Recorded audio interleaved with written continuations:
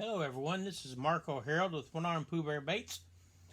I'm going to show you what I do to an airbrush when it comes out of the box. It's brand new out of the box. I just took it out, put it in the vise. It takes me too long to show it on video to put it in the vise. Anyway, I'll show you what I do. We're going to take it apart, put it back together. I'm going to polish my needle and lube up the airbrush. And this is what I do with all of them. I get what make or model, it don't matter. Anyway, I am going to pull off this, which I call the tail piece. And I'm going to show you something here about this thing.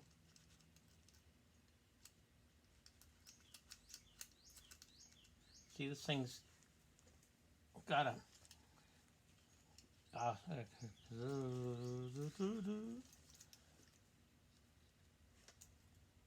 this airbrush is got it's got a kind of a three-piece airbrush. It's how it's made. I don't know how else to explain it. It's just it's got this middle piece, and okay, we took off the tail piece, pulled the needle chuck bolt out. I'm gonna pull the needle. Yeah, pull this first, and I'll explain that in a minute. This spring. You undo this.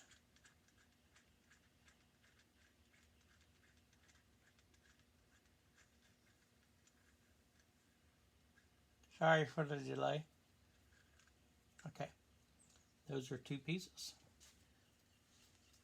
Pull the needle.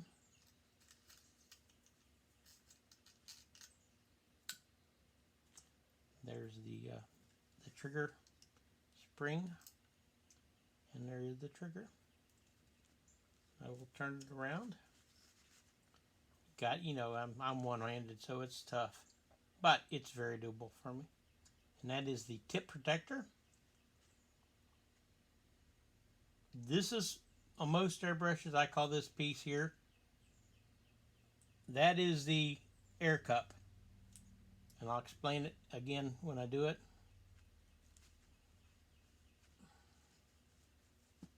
And that's tight, so I'm going to have to grab my pliers here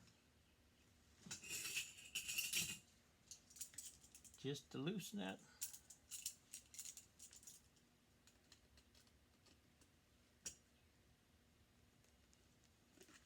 Man, that's way too tight for what that is. But they don't want it to leak, and I understand that's got an O-ring in it. And that O-ring will leak. This is the piece that holds the nozzle. And that little thing there, that is just the itty bittiest nozzle you ever seen. Man, I mean, that thing's small. And it's pretty much taking apart all I'm going to do. The first thing I want to do is I want to polish my needle. And what I do, it's a pretty simple operation. I mean, it's not complicated. Anybody can do it. You just got to show a little bit of sensitivity about it. Okay, it's checked into my drill. Drill's on high. This is 1200 grit polishing compound I got on a piece of leather. This board and piece of leather is what I use to strap my knives or strop my knives. All I do, and I put a little bit of pressure on it just like that and go back and forth. I ain't gonna do a crazy job because these needles are so thin.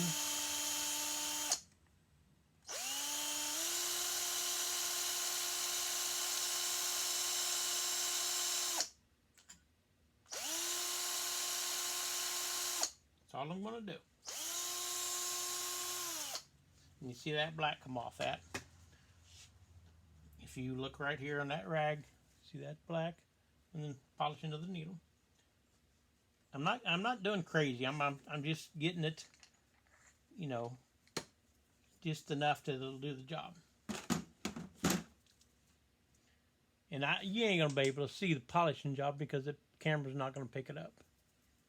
But it does a good job with it. All right. So my airbrush is broken down. Uh, And let me talk about this airbrush a little bit. It is a different design than most of them I've seen. I ain't seen all of them, for God's sakes, but I've seen quite a few. Interesting thing about this airbrush, it's got a no ring in there. Okay, and where the nozzle and stuff screws into it, it's got like a shaft on it that fits in that O-ring that seals with this O-ring on the outside. So, you know, the paint chamber in this gun is really small. I mean, you're talking, for paint chamber wise, you're talking minuscule. I mean, it don't hold crap for paint, so that's why it's so easy to clean. One of the things I found out about this brush is it cleans up very well. I mean, it cleans up quick and well. And that's a good thing, obviously. But and that's because of the paint in this gun, in this airbrush, the chamber is so small. It's cut down and it's just no volume in that. So it cleans up well. Anyway, there it is, taken apart as far as I'm going to do it. It's fairly well built brush. I mean, for a cheap brush, I mean, under $25. Come on, it's pretty good. Now, I'm going to put it back together the way I do things. So, you know, it might not be the way other people do it, but I'm weird, I guess. I guess I'm weird to a point.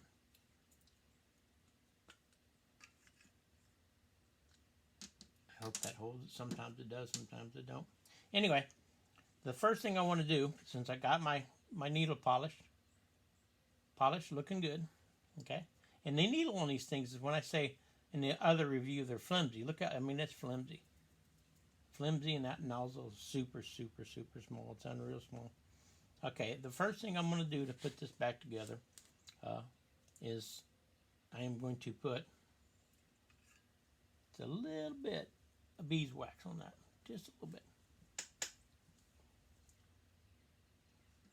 Okay. I'm gonna put a little bit of beeswax on this too, but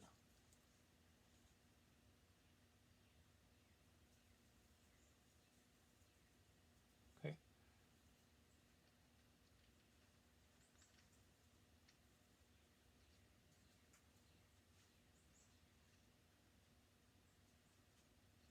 Okay, all right. At that point, I'm backing it out a little bit. I'm gonna tell you why I'm backing it out.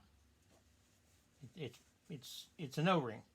This piece has an O-ring, like I showed you earlier. O-rings, in order to O-ring to seal proper, they got to be lubricated, because an O-ring, as it tightens up, it's got to be able to squirm, so it gets in its little grooves and everything, its imperfections to seal.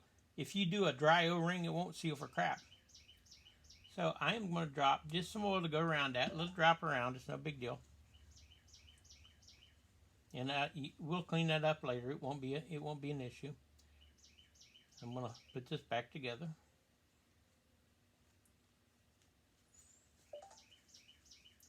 Now I will snug this down a little bit. Just to snug it. Not a big deal.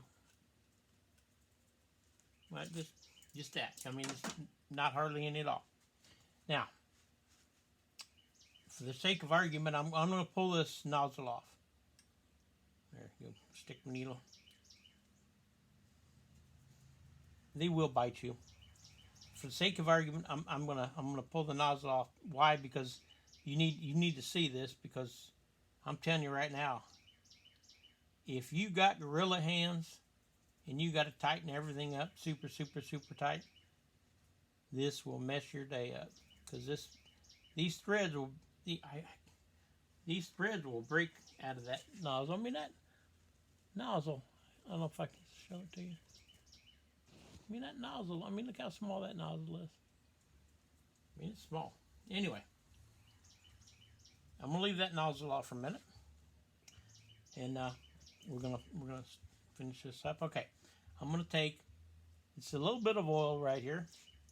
And right where that air valve comes up through it,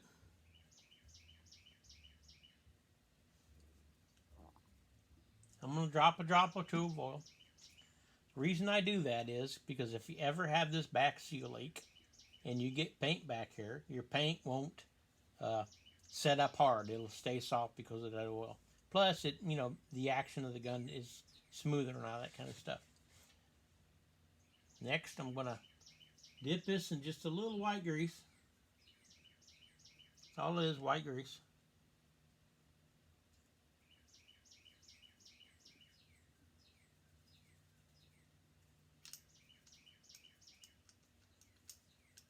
You gotta bear with me here.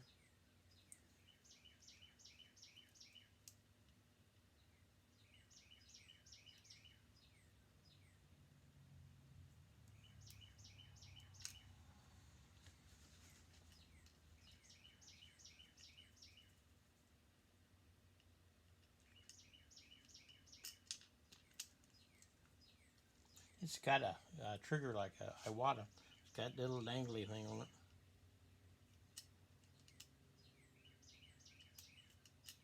And the dangly thing's got to get in there perfect.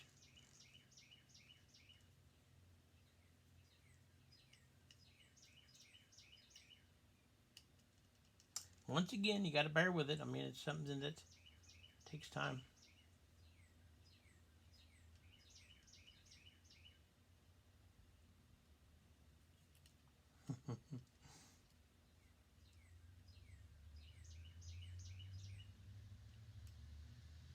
There it is.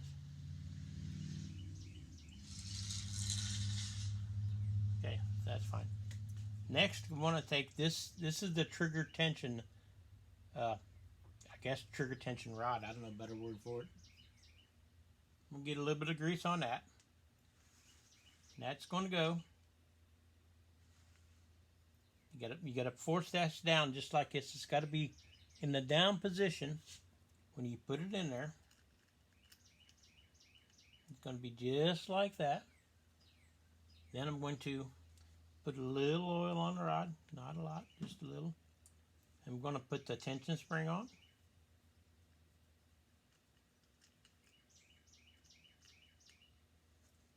And I'm going to put this piece on.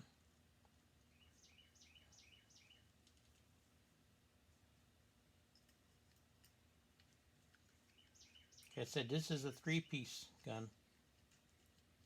I usually lube that, but I'm not going to right now. I actually want it that way. A little bit dry.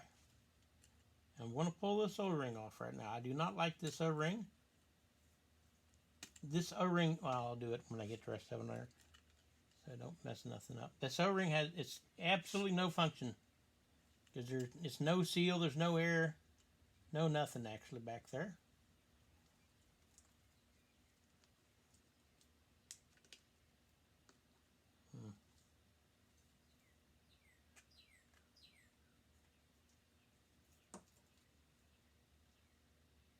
Alright.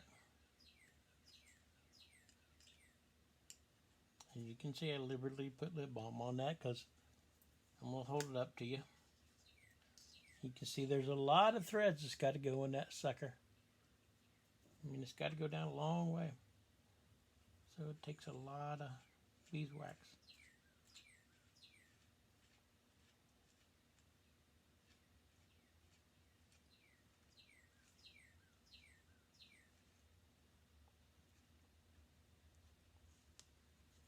Now, I'm going to run that all the way in.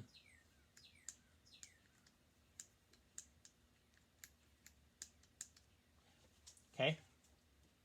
Now what I'm going to do, I am going to find my magic marker.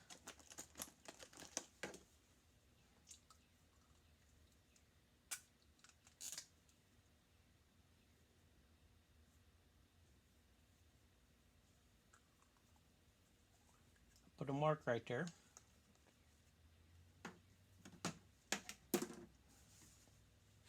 I'll let that marker dry for a minute. And that is your tensioner. That gives you your spring tension. So your spring's got all the tension on it in the world right now. But I like mine on this particular gun backed off 4 times. So that's backed off 4 times. You can see there's a gap in the threads 4 times. Alright. Now at this point, what I'm going to do going to put the needle chuck back in.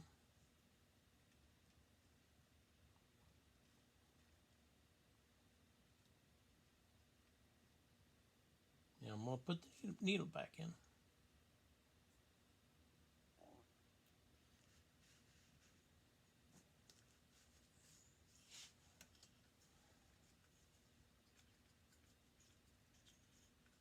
Okay.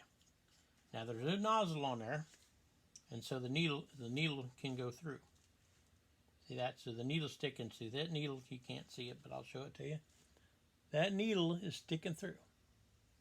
Now what I'm going to do while that needle is sticking through is I am going to put this nozzle on that needle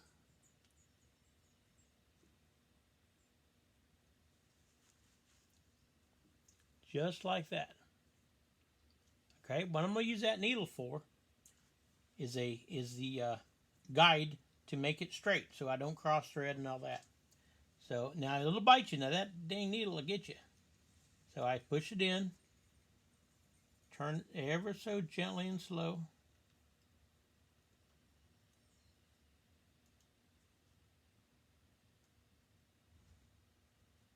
And see, it's really, you can't strip it. You know, you can't do, or I can't say you can't strip it. You can't cross thread it if you use a needle as a guide for that nozzle.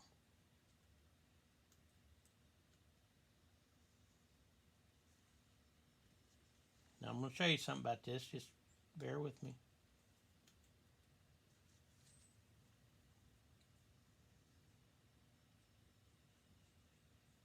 Now see, it's tight. Right there's tight. Now let me tell you something about that. I'm going to back it off. Just a couple threads. I'm going to tell you why. I know this is going to... I'm going to put a little oil on that for the O-ring. Don't worry about the oil. It's not going to be anything when I get done. It'll be all gone.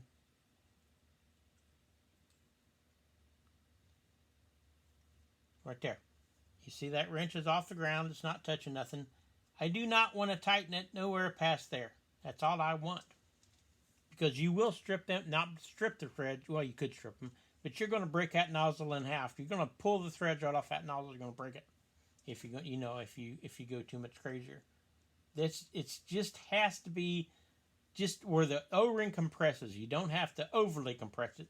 Just to where it compresses to where it stops. Do not over tighten that sucker. I'm telling you. It is something that will bite you. A little bit of beeswax on this part.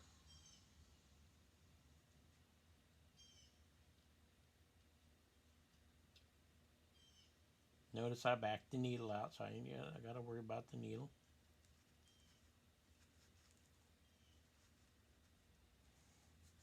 Now, I am going to put the cap protector back on, or it's not the cap protector, it's the needle protector.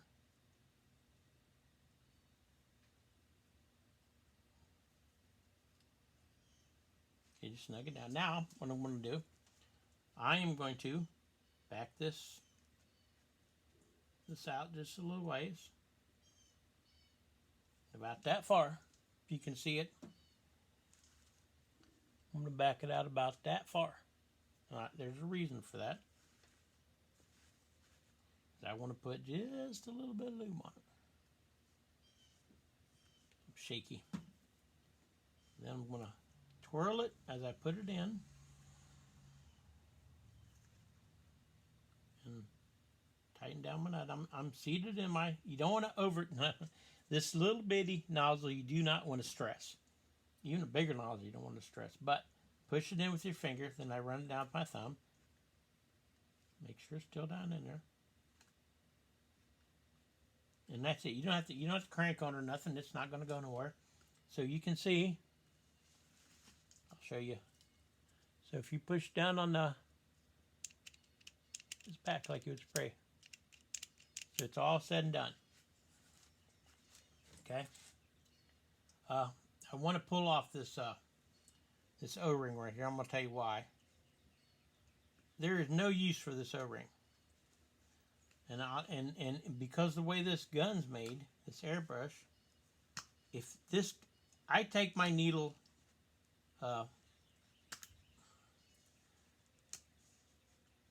got an old needle in there. I take a broken one. I do move my needle around a lot. When I say that, I'll explain it. I very seldom have to take my needle out. Very seldom. I mean, that just don't happen. I do, but, you know, not very often. And I'll tell you why. Because you don't have to. I mean, even a deep clean, I very, very seldom take my nozzle apart anymore on any air gun or take my needle totally out unless I just want to, or straighten it out or do whatever. And by leaving that O-ring off on this particular gun, then you don't have to worry about unscrewing all this apparatus. It's just the back. Because as I took it apart at the beginning of the video, this came apart with the tailpiece. Because that O-ring had this locked down on that piece. So I leave my O-ring out. It totally does no purpose whatsoever. I mean, none whatsoever. Anyway.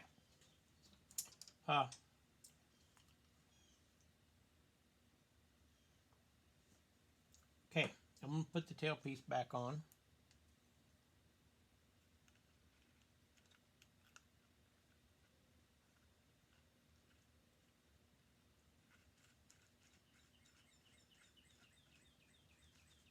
And there it is. I mean, that's a completed gun. It's all lubed up, ready to go. Of course, this is your needle stop. It don't actually stops. It don't stop the needle. If you see that rounded piece at the back, that tapered piece, that's what that stops on. This tapered piece on that chuck nut. So if I run this all the way in, see it stopping on the taper piece. It's not stopping on the needle, the taper piece of that spring. And let me say a word about the Mac valve in this needle stop. It don't take much. I mean, I'm talking eighth of a turn. You know, it don't take much to change. The needle stop same way. It don't take but a quarter turn or eighth of a turn or 1/16 of a turn to make a drastic change. So, the problem with most people, they make too big of a change and it don't work out well, and they give up on it. And it's not. You cannot change this very much. I mean, a little goes a long way when you come into this. Well, that's what I do. Absolutely. This gun works absolutely wonderful for me. I got a couple of them now. I actually got. I converted 3 of these. Well, I kept one at 2mm, converted one to 0.2mm, converted one to 0.3mm, and converted one to 0.5mm. And I'll tell you why I do that. What I found out, it's totally by accident. I mean, these small 2cc cups are wonderful. They don't waste a lot of paint. You don't waste a lot of cleaning fluid. I mean my big 9cc, I was wasting all kinds of paint, because it's hard to judge how much you're putting in a big bowl that you can't hardly look into. So this is easy. You can, drop paint easy, mix paint easy. And it's pretty simple. Now I'll tell you another thing. Let me explain this. I got to get something though.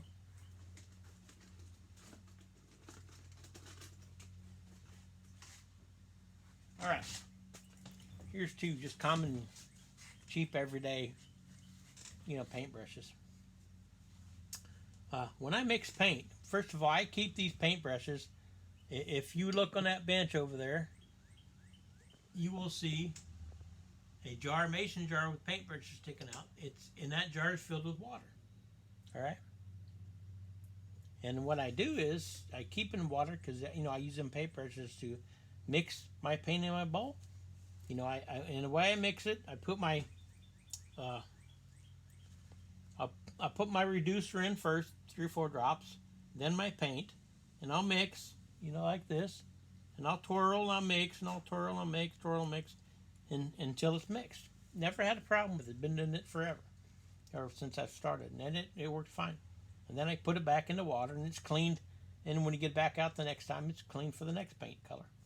And the other thing is why I very seldom pull these needle and nozzles, is if I have a problem, if I have paint stuck in here where paint's not coming out because it's too thick or too metallic or too pearly, whatever the case may be, the way I deal with that is very simple, and it works very well.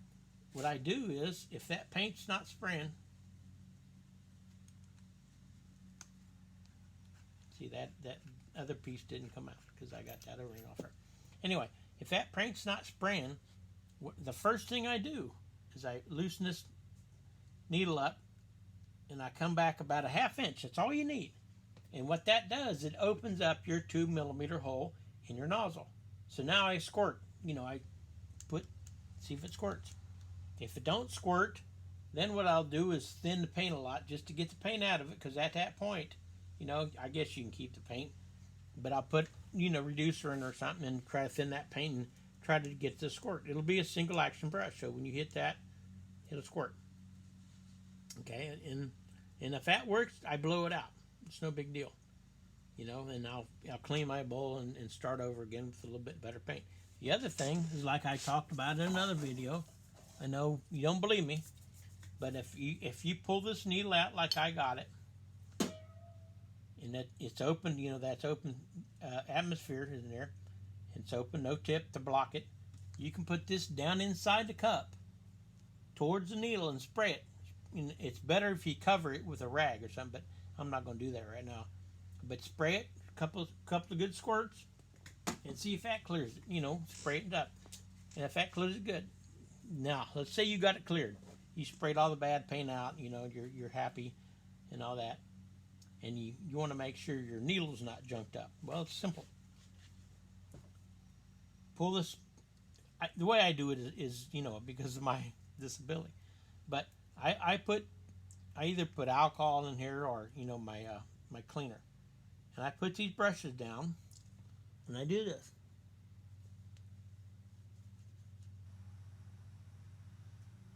So what I do is I pull that needle past them brushes and twirl it and pull it, twirl it and pull it, twirl it and pull it, and past them brushes. Then I go ahead and put and blow the gun out again. I do that a couple times, and I'll tell you what, that absolutely gets most crap off your needle, and it blows it at the end. You don't have to take the gun apart a lot of times. I mean, you just don't have to. And that's that's nice to know. I mean, believe me, I haven't took apart a gun to clean it in probably months for the most part. It's always cleared it. And the other thing you can do is, if you got a block, let's say you don't want to try this yet, or this yet, the spray, you can take that needle, go back and forth. Now don't kill your nozzle, but just kiss it. Kiss your nozzle and twirl the needle, kiss your nozzle, twirl the needle, kiss your nozzle, twirl the needle, pull it back, and see if it'll spray. Because most times that'll clear your plug if you got a plug in there from a booger or whatever the case may be, big paint pigment or whatever. Now, one thing you got to understand about most airbrushes is that the nozzle size dictates what you can do. I am not going to take this airbrush and spray a lot of cheap craft paints with large pigment. It's not going to do it. You can thin it out all you want, but it still may not spray it very well because the pigments are too big and they clump up and they do all kinds of weird things. So if you use translucent paints, if you use transparent paints, if you use inks and you use candies, this gun will spray it absolutely excellent. Excellent. Not a problem in the world with that. For sure. As long as you understand, the smaller the nozzle, the thinner the paints must be.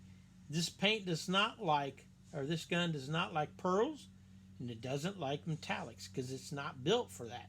It doesn't have a big enough nozzle for that to do a good job and not give you problems.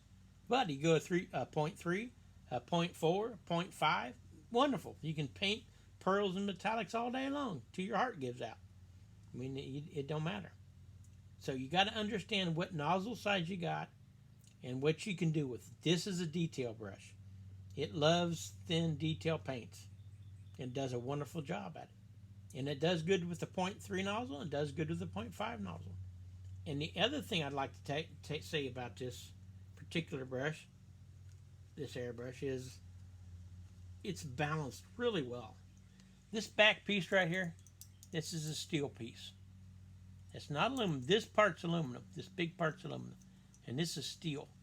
And what that does, it gives a good balance to this airbrush.